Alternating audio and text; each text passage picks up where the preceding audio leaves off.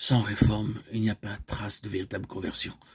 Le pécheur qui répare ses torts, qui rend ce qu'il avait dérobé, qui confesse ses péchés et qui aime Dieu et ses semblables peut être assuré qu'il est passé de la mort à la vie. Dès que nous venons à Jésus en qualité de créature égarée et pécheresse et que nous participons à son pardon, l'amour germe dans notre cœur. Tout fardeau devient léger, car le joug que Jésus nous impose est aisé. Le devoir devient un délice. Le sacrifice, un plaisir. Le sentier qui semblait envelopper d'épaisses ténèbres est illuminé par les rayons éclatants du soleil de justice. La beauté du caractère de Jésus se retrouvera chez ses disciples. Il prenait plaisir à faire la volonté divine. Aimer Dieu et vivre pour sa gloire étaient les deux puissances de sa vie. Toutes ses actions étaient ennoblies et embellies par l'amour. L'amour vient de Dieu. Le cœur irrégénéré ne saurait le produire. Il ne se trouve que dans le cœur où Jésus règne. Nous l'aimons parce qu'il nous a aimés le premier. 1 Jean 4, 19.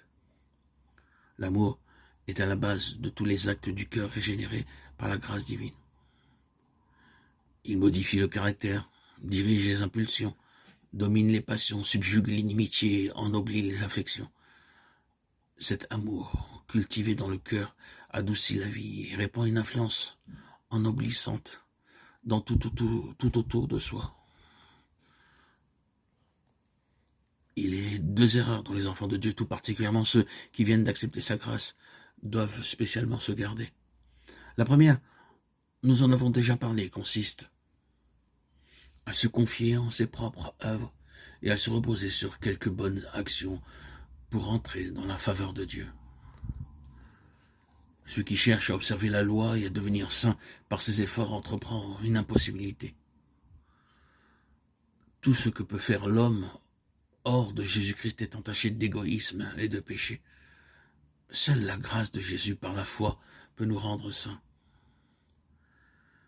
L'erreur opposée est non moins dangereuse. Elle consiste à croire que la foi en Jésus dispense l'homme d'observer la loi de Dieu, que la foi étant seule capable de nous rendre participants de Jésus-Christ, nos œuvres n'ont rien à voir à notre rédemption.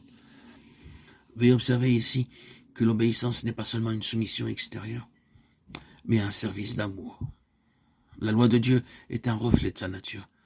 C'est l'expression du grand principe de l'amour et par conséquent la base de son gouvernement dans le ciel et sur la terre.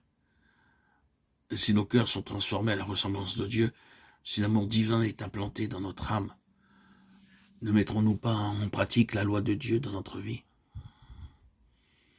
Quand le principe de l'amour est enraciné dans notre cœur, quand l'homme est transformé à l'image de celui qui l'a créé, cette promesse de la nouvelle alliance est accomplie. Je mettrai mes lois dans leur cœur et je les écrirai dans leur esprit. Hébreux 10, 16. Et si la loi est écrite dans le cœur, ne façonnera-t-elle pas la vie? Une obéissance, une soumission qui est à l'amour pour mobile. Voilà la véritable preuve de notre conversion. Aussi est-il écrit, l'amour de Dieu consiste à garder ses commandements. Celui qui dit « je l'ai connu » et qui ne garde pas ses commandements est un menteur. Et la vérité n'est point en lui. 1 Jean 5, 3, 2, 4.